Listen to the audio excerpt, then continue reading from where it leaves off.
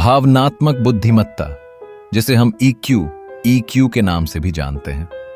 नमस्कार दोस्तों, मेरा नाम मोनी कुमार मिली है। मेरे पब्लिक हेल्प 143 यूट्यूब चैनल पर आपका स्वागत है।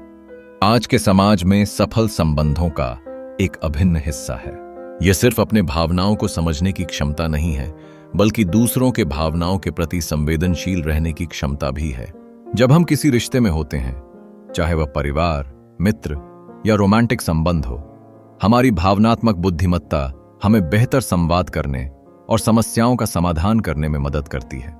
सबसे पहले, भावनात्मक बुद्धिमत्ता आत्म भावनाओं को पहचानने और प्रबंधित करने की क्षमता से शुरू होती है।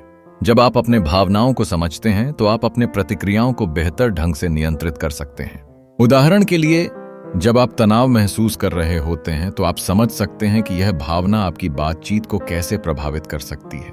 इससे आप अपनी प्रतिक्रियाएं अधिक समझदारी से चुन सकते हैं। दूसरा पहलू दूसरों की भावनाओं को समझने में निहित है। इसके लिए हमें अन्य लोगों की बातों, भाव भंगिमाओं और उनके चेहरे के भावों पर ध्यान देना होता है। जब हम संवेदनशील होते हैं, तो हम बेहतर तरीके से समझ पाते हैं कि दूसरे क्या महसूस कर रहे हैं। इससे हम उनके साथ संबंध को गहरा बना सकते हैं और मुश्किल समय में उनका साथ दे सकते हैं। बातचीत के कौशल का विकास भी बहुत महत्वपूर्ण है।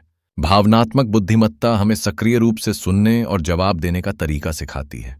यह न केवल जुड़ाव को बढ़ाता है, बल्कि भरोसा भी पैदा करता है। जब लोग जानते हैं कि आप उनकी बात सुनते हैं और समझते हैं, तो वे खुलकर अपनी भावनाओं को साझा करते हैं।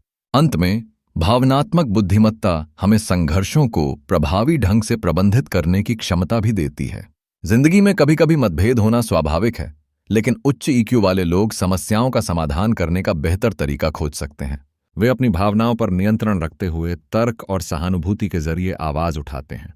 इस प्रकार भावनात्मक बुद्धिमत्ता सफल संबंधों का आधार है। जब हम अपने और दूसरों की भावनाओं को समझते हैं और उनका प्रबंधन करते हैं, तो हम अपने रिश्तों को मजबूत बनाते हैं। इसलिए अपने ईक्यू को विकसित करना और इसे अपने जीवन में लागू करना बेहद जरूरी है।